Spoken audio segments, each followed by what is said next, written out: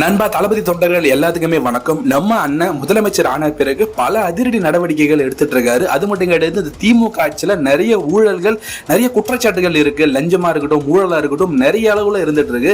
ஏற்கனவே kidney திருட்டுல ஜூலியை arrest பண்ற அளவுக்கு இப்ப விஷயம் போயிட்டு இருக்கு. ஏன்னா அந்த கிட்னி திருட்டு விஷயம் அப்படின்றது இப்ப விசாரிக்கப்பட்டு வருது. அது மட்டும் கிடையாது, நிறைய துறைகள் ஊழல் அப்படின்றது நடந்துட்டு இருக்கு. மின்சாரத்துறையிலும் நிறைய ஊழல் நடந்திருக்கு. இருக்கிற எல்லா துறையிலும் மிகப்பெரிய அளவுல ஊழல் நடந்துட்டு இருக்கு. அதுக்கான விசாரணை அப்படின்றது தொடங்கும் அப்படின்னு நம்ம தளபதி விஜய் சொல்லியிருந்தாரு. சோ கடந்த ஆட்சியில ரொம்ப ஆடிட்டு இருந்தது யாருன்னா மேயர் பிரியா, சென்னை மேயரா இவங்க இருந்தாங்க.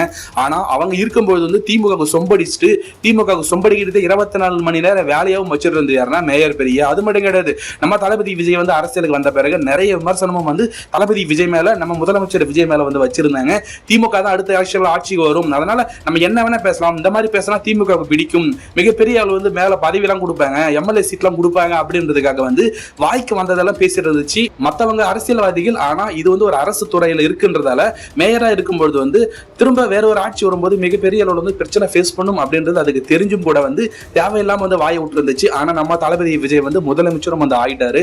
இப்போ நிறைய விஷயங்கள் அப்படின்றது நோண்டி எடுத்துட்டு இருக்காரு. அப்படிதான் சென்னை மேயரா இது இருக்கும்போது டெண்டர்ல நிறைய முறைகேடு ஈடுபட்டு இருக்காமா. சோ நிறைய டெண்டர்கள் கொடுக்கறதா இருக்கட்டும், டெண்டர் வாங்குறதா இருக்கட்டும், அதுல நிறைய முறைகேடு மேயர் பிரியா பண்ணிருக்காங்க அப்படின்ற ஒரு குற்றச்சாட்டு இப்ப பெரிய அளவுல இருந்துட்டு இருக்கு. அதுக்கான விசாரணை அப்படின்றதும் இப்ப தொடங்கும் அப்படின்ற மாதிரி சொல்லிட்டு இருக்காங்க. நான் கூட ஒரு லிஸ்ட் போற பாருங்க. இது ஒரே நாள்ல டெண்டர் கொடுக்கப்பட்டதா, கண்டிப்பா இதுல முறைகேடு இருக்கு அப்படின்ற மாதிரி தான் சொல்லிட்டு இருக்காங்க. அது கண்டுபிடிக்கப்பட்டா மேயர் பிரியாவோட பதவியும் பறிக்கப்படும். அது மட்டும் கிடையாது, அவங்களை புடிச்சு உள்ள போடுறதுக்கும் வாய்ப்பு இருக்கு. இது நடக்கிறதுக்கு அதிக வாய்ப்பு இருக்குன்ற மாதிரி தான் சொல்லிட்டு இருக்காங்க. சோ தளபதியோட அந்த அதிரடி நடவடிக்கைகள் அப்படின்றது தொடரதான் போது. மேயர் பிரியாவோட நிலைமை என்ன ஆக போகுதுன்னு தெரியல. கண்டிப்பா விசாரணையில வேற லெவல்ல சம்பவம் இருக்கு.